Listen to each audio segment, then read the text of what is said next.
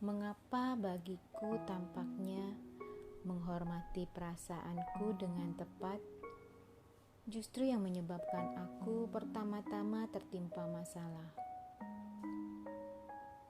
Karena kamu telah menjuluki pertumbuhan itu sebagai masalah, dan masalah berdiri di tempat yang aman.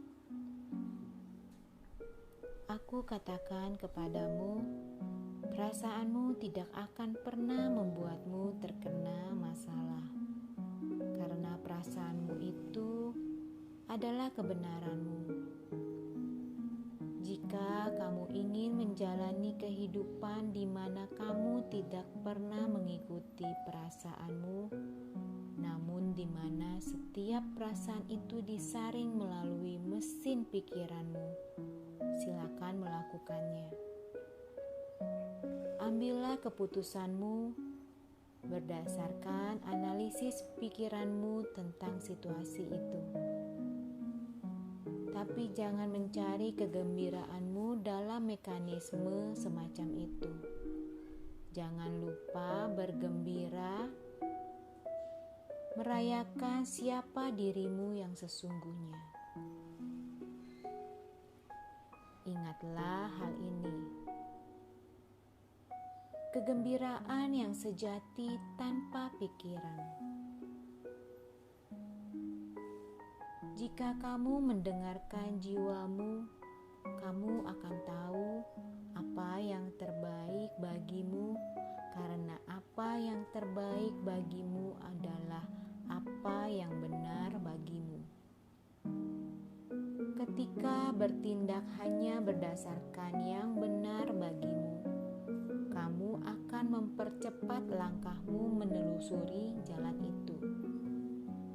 Ketika kamu menciptakan pengalaman berdasarkan kebenaranmu saat ini, alih-alih bereaksi terhadap pengalaman berdasarkan kebenaran masa lalu, kamu akan menghasilkan kamu yang baru.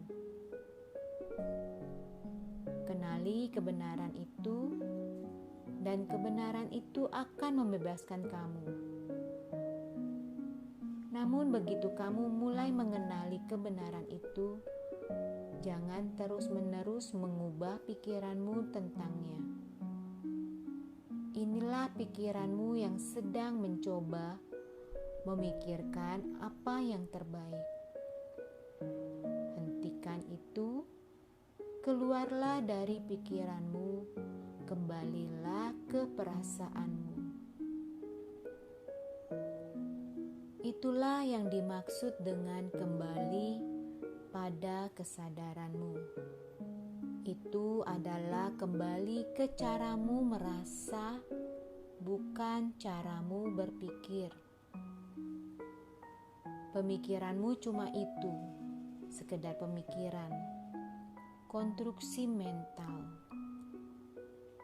penciptaan kebohongan dari pikiranmu.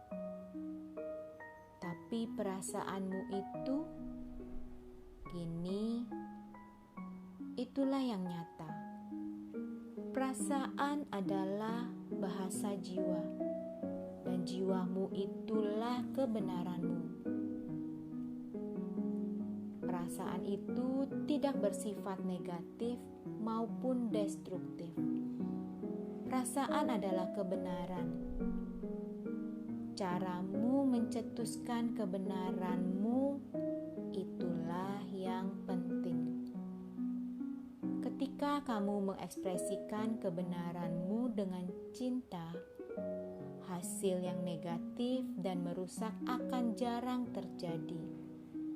Dan kalaupun ada, biasanya itu karena ada orang lain yang telah memilih untuk mengalami kebenaranmu dengan cara yang negatif dan destruktif.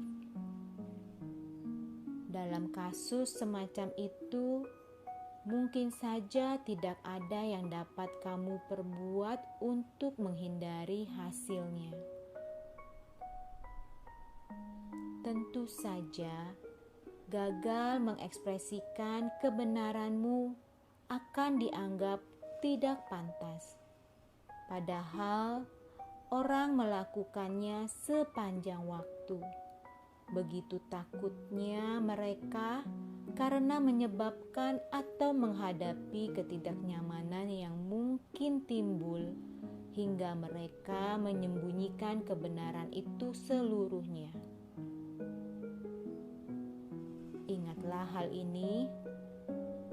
Tidak terlalu penting seberapa baiknya pesan itu diterima, bila dibandingkan dengan seberapa baiknya pesan itu disampaikan. Kamu tidak bertanggung jawab atas seberapa baiknya orang lain menerima kebenaranmu itu. Kamu hanya dapat memastikan seberapa baiknya pesan itu disampaikan. Dan tentang seberapa baiknya itu, aku tidak bermaksud mengatakan seberapa jelasnya, melainkan seberapa cintanya, seberapa belas kasihnya, seberapa pekanya, seberapa beraninya, dan seberapa lengkapnya. Hal ini sama sekali tidak menyisakan separuh kebenaran yang kejam, atau bahkan kebenaran yang sepenuhnya. Hal ini sungguh berarti kebenaran yang hakiki. Tidak ada yang lain selain kebenaran itu sendiri, atau so help you God. Frasa so help you God itulah yang mengantarkan kadar kualitas cinta dan belas kasih Tuhan. Karena aku akan membantumu senantiasa berkomunikasi dengan cara ini, jika kamu memintanya kepadaku. Jadi, ungkapkan apa yang kamu sebut perasaanmu yang paling negatif itu, namun jangan secara destruktif. Kegagalan untuk mengekspresikan, yakni mengeluarkan perasaan negatif, tidak membuatnya hilang, namun justru bersemayam. Persemayaman secara negatif ini akan merusak tubuh dan membebani